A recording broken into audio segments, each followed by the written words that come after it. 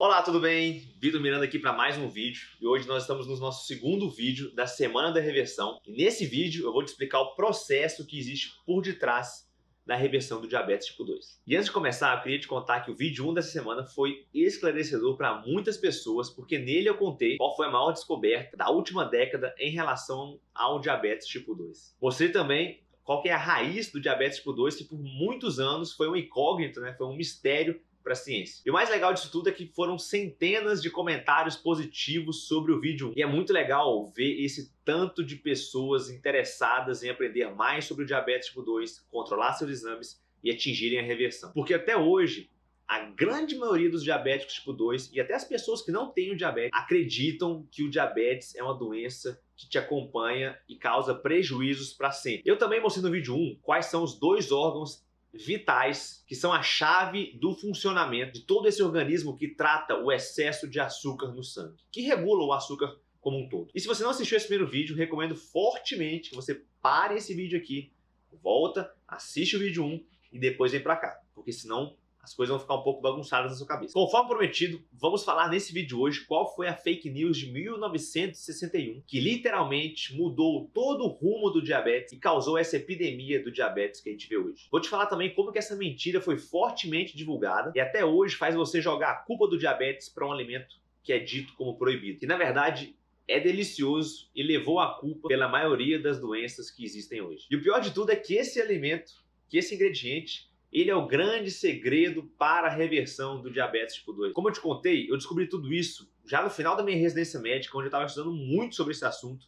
E depois de revirar quase que todos os artigos que eu podia ler e livros sobre isso, eu descobri esse segredo da reversão do diabetes tipo 2. Mas não fui eu que descobri, isso foi comprovado por diversos estudos científicos publicados em revistas grandes de peso, que eu só coloquei em prática. Eu testei o que foi publicado, inclusive com a minha avó, que tinha perdido a visão por causa do diabetes. Eu te contei no primeiro vídeo, depois conseguiu recuperar graças ao controle glicêmico e uma cirurgia que foi possibilitada porque a glicose estava boa para fazer a cirurgia. Mas tudo isso poderia ter sido evitado se lá em 1961 esse grande erro grotesco não tivesse acontecido. E como eu te disse, eu considero essa fake news de 1961 como a maior fake news da saúde que já existiu. Essa mentira ela é contada até hoje e mudou a maneira como nós comemos e como o nosso corpo lida com a comida. Foi por causa disso que a nossa alimentação, a nossa pirâmide alimentar foi alterada e isso causou essa epidemia de doenças crônicas que nós vemos no mundo hoje. Você não acha estranho isso? O quanto a nossa tecnologia evoluiu, celulares cada vez mais finos e rápidos, a ciência é cada vez mais rápida e mais precisa, a tecnologia só avançando e mesmo assim, mesmo tendo mais recursos e mais conhecimento, com os cientistas compartilhando todas as informações de maneira muito mais rápida do que era feito há 20 anos atrás, mesmo assim doenças como o diabetes, o Alzheimer e o câncer crescem cada vez mais. Não deveria ser o contrário, mas isso não acontece justamente por causa dessa fake news de 1961 que eu vou te mostrar agora. Tem um documentário do Netflix que eu te sugiro que você assista também, tá? Chama The Magic Pill, ou a Pílula Mágica. E ele fala muito dessa fake news, que alterou toda a história da nossa humanidade. Eu já tinha lido sobre esses fatos, mas quando eu vi no documentário ficou muito claro para mim. O responsável por criar todo esse erro é um biomédico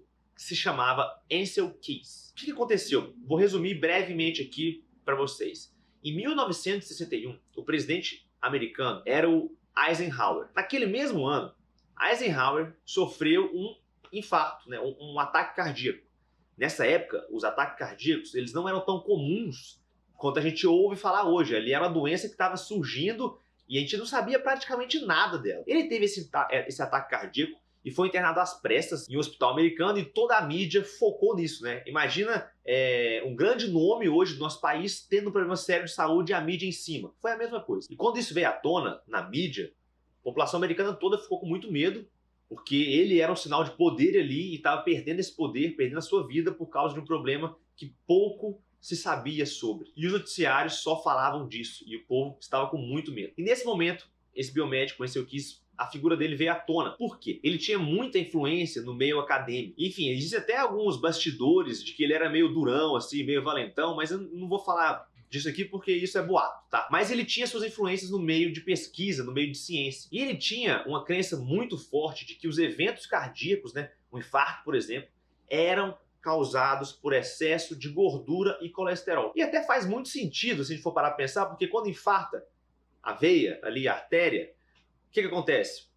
Tem gordura lá dentro, tem colesterol lá dentro. Então, olha, o colesterol tá aqui, ele é o culpado. Pronto. Mas o grande problema dessa crença foi o estudo que ele fez, o como ele fez esse estudo. Como ele era muito fissurado por essa teoria da gordura e do colesterol, ele fez um estudo com diversos países, comparando a quantidade de gordura que tinha em cada um desses países e a quantidade de pessoas que tinham problemas cardiovasculares. Até aí, tudo bem. O problema foi que, na hora de mostrar os artigos, ele não mostrou todos os países. Ele selecionou só aqueles que ingeriam mais gordura e morriam mais e aqueles que ingeriam pouca gordura e morriam menos. E ficou uma curva bonitinha. Quanto mais você come gordura, mais você morre do coração. Essa foi a conclusão dos estudos dele. E aí, países como a Suíça, a França, a Itália, que tinham índices de ingestão de gordura e proteínas altos, não foram colocados nesse estudo porque as pessoas não morriam muito do coração. Vou até colocar aqui o gráfico do estudo que ele mostrou, mas o gráfico como realmente deveria ser para você entender. Como ele era influente, na época ele conseguiu que a Associação Americana de Cardiologia levasse esse estudo para frente, essa informação para frente, e de lá para cá tudo isso foi construído. E mais uma vez, não sou eu que fui lá e descobri tudo isso, tá? Está tudo publicado, tem vários livros sobre isso. Eu só estou trazendo para vocês aquilo que eu busquei nos últimos anos para ajudar a minha avó. E isso, gente, mudou completamente o que a gente chama de pirâmide alimentar. Então, toda a pirâmide alimentar foi baseada evitando as proteínas e as gorduras, especialmente as animais. Gordura e proteína animal foram colocados como vilões da história. E aí, nessa época, coincidentemente, surgiram os alimentos industrializados para substituir a gordura e a proteína animal que foi retirada do prato das pessoas, porque elas faziam mal, né? O problema é que essa troca aumentou muito a presença de um ingrediente que ativa o nosso cérebro, assim como algumas drogas ativam. Eles trazem muitas recompensas, muito prazer instantâneo ao serem consumidos. Vocês sabem qual alimento que é esse? O açúcar, o carboidrato. E a partir daí, houve um boom nas doenças crônicas. Hoje o Brasil tem aproximadamente 10% da população, ou seja, mais de 20 milhões de pessoas com o diagnóstico de diabetes tipo 2. E tem estudos que mostram que em adultos, 1 a cada 3 já tem pré-diabetes e mais de 60% não sabem que tem. Então, se você hoje é diabético ou pré-diabético ou tem algum familiar que é diabético, muito provavelmente isso aconteceu por causa dessa fake news de 1961 que mudou completamente o nosso jeito de enxergar a alimentação. Agora que eu te contei tudo isso e que você sabe que gordura e proteína animal não são os vilões da história, eu tenho que te contar por que eles são os aliados no processo de reversão do diabetes tipo 2. E aqui é que muita gente se confunde e acaba até se enganando. E quando a gente fala gordura, a gente sempre pensa naquela gordura da picanha dessa altura aqui que é deliciosa. Sim, isso é um tipo de gordura. Mas existem outros tipos de gordura. Porque quando a gente fala de gordura, geralmente o pessoal já pensa naquela capa da picanha, no bacon e tudo mais. Mas eu vou dividir aqui para vocês alguns tipos de gorduras. Tem as industrializadas, né, as trans, que não fazem bem. Isso aqui a gente está cansado de saber e tem vários países abolindo esse tipo de gordura já. Está virando lei não ter esse tipo de gordura já. Tem as gorduras poli e monossaturadas, que são geralmente as que têm origem vegetal. Vou te dar um exemplo aqui do azeite, tá? Tem muito esse tipo de gordura. E tem as gorduras saturadas. Essas são as grandes vilãs de acordo com tudo que a gente escuta por aí hoje, mas eu tenho uma boa notícia. Elas são poderosos aliados no processo de reversão do diabetes. Exatamente. As gorduras saturadas, elas são aliadas no processo de reversão do diabetes tipo 2. E calma, que eu vou te explicar o porquê disso. E vou até te fazer um desafio. Eu não quero que você acredite em mim. Eu quero que você prove por A mais B na sua casa que isso funciona, tá bom? Mas vamos lá, deixa eu te mostrar aqui quais são esses 3 alimentos que têm gorduras saturadas que são excelentes aliados no processo de reversão do diabetes tipo 2. O primeiro que eu selecionei aqui, para mostrar, para te dar um exemplo, é a carne vermelha.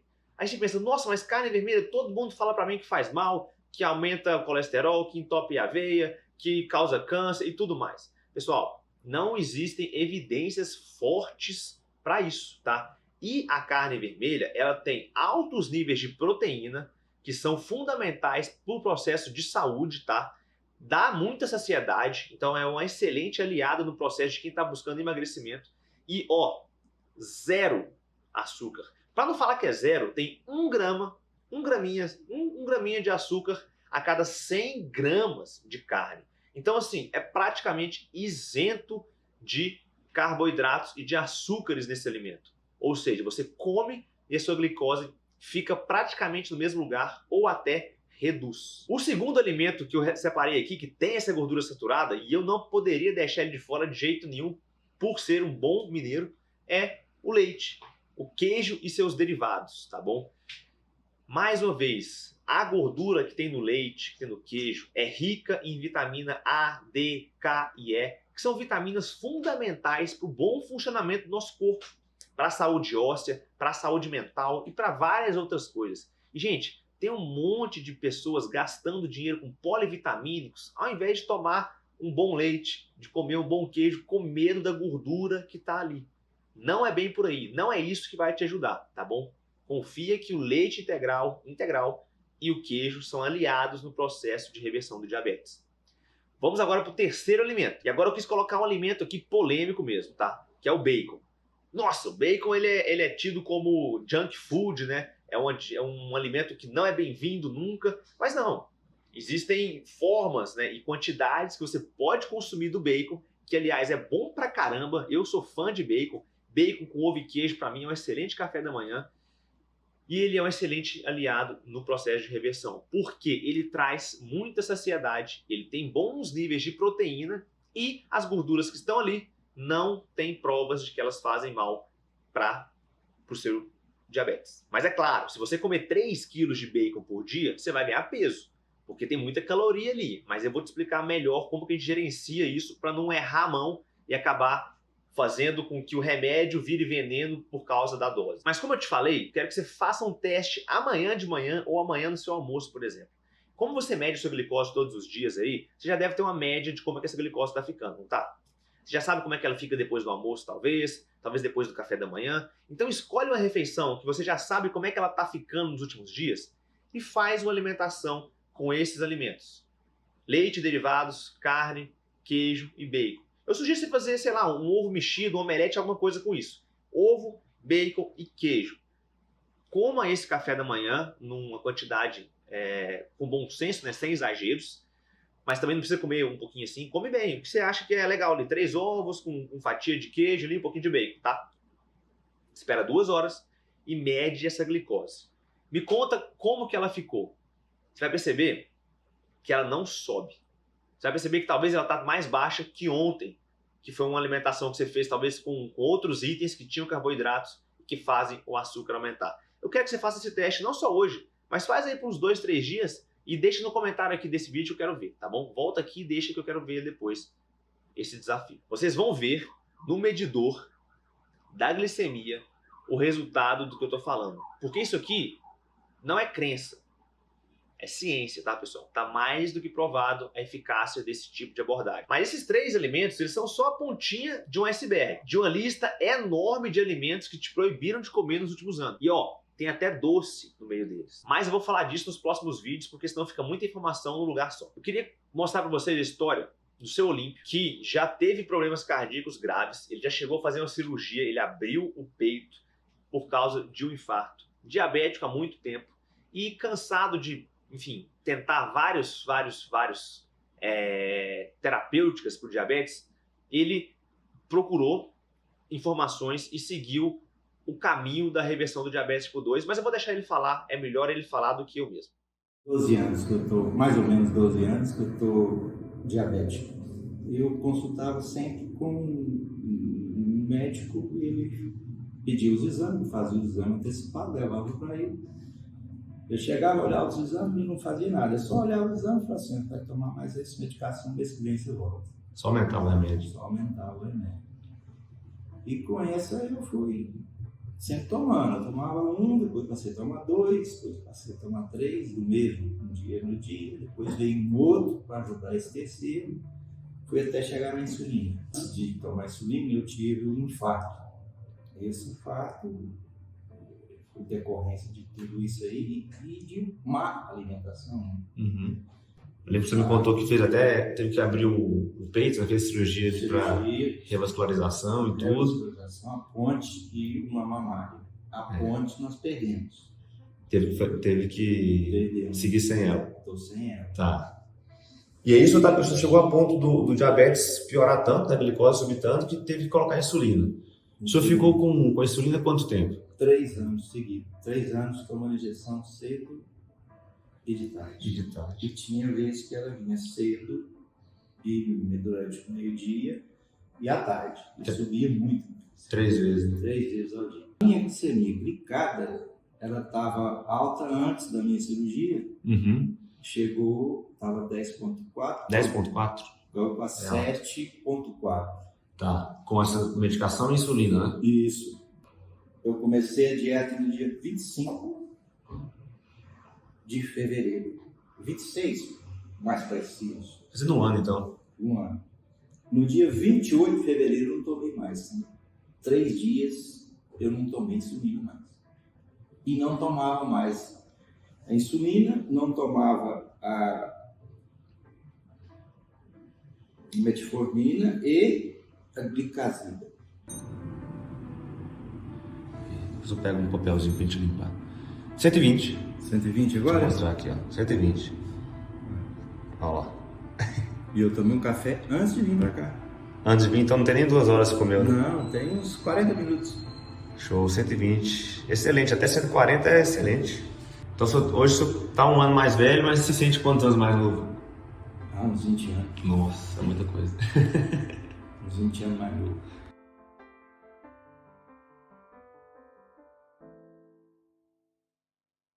E uma coisa que vocês devem estar pensando agora, que eu já ouvi demais. Doutor, mas por que os médicos não falam isso? Por que os nutricionistas não falam isso? E eu vou te falar que não é culpa dos médicos, nem dos nutricionistas.